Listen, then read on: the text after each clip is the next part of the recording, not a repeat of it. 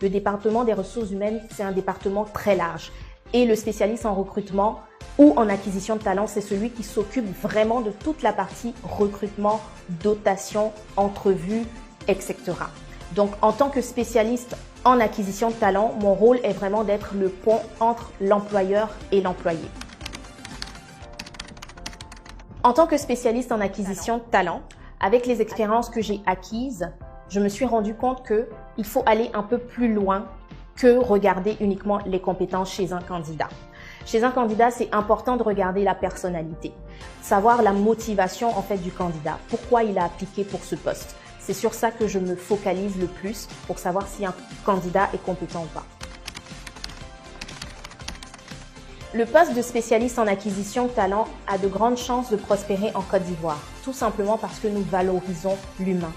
Au-delà de la partie technique, au-delà de savoir les compétences d'un candidat, nous allons un peu plus en profondeur, connaître sa personnalité, comment il va se sentir dans une entreprise et quelles sont les motivations justement pour qu'il puisse travailler dans l'entreprise. L'humain d'abord. Lorsque j'arrive dans une équipe à booster, la première chose que je fais, c'est de pouvoir cerner les personnalités pour connaître un peu leurs besoins et en fonction de leurs besoins, trouver la solution.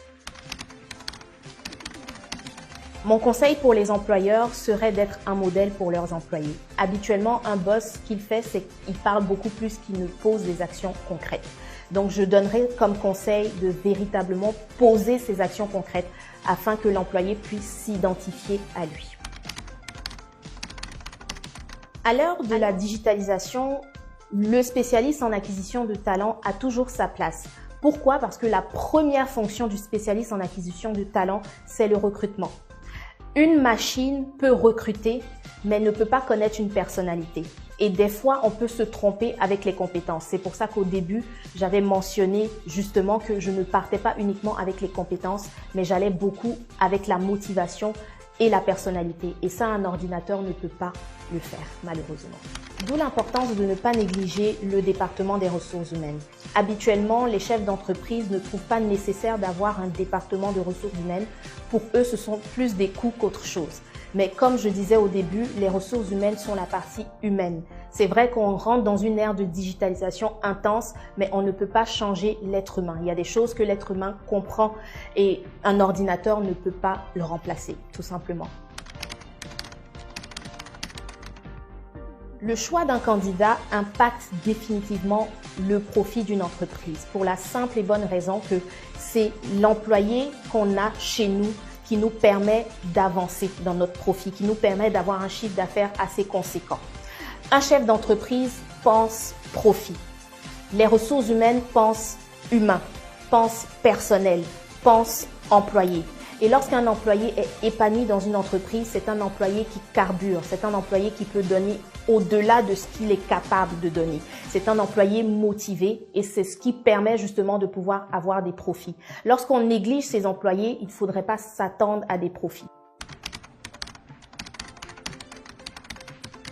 Pour terminer, je dirais que ça serait une très grosse erreur de mettre à l'écart un spécialiste en acquisition de talent.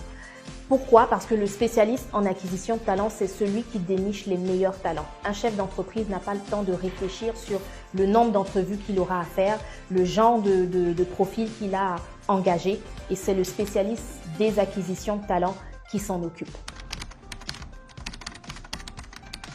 Ce qu'on peut retenir de tout ce que j'ai dit aujourd'hui, c'est qu'on ne peut pas remplacer l'humain. C'est vrai qu'on peut optimiser le département des ressources humaines, mais on ne peut pas l'abolir complètement. Pourquoi? Parce qu'un ordinateur ne peut pas connaître des personnalités. Un ordinateur peut reconnaître des compétences, mais il ne peut pas cerner la personnalité. Il est important d'investir dans un spécialiste en acquisition de talent. Ça nous fera gagner du temps en tant que chef d'entreprise.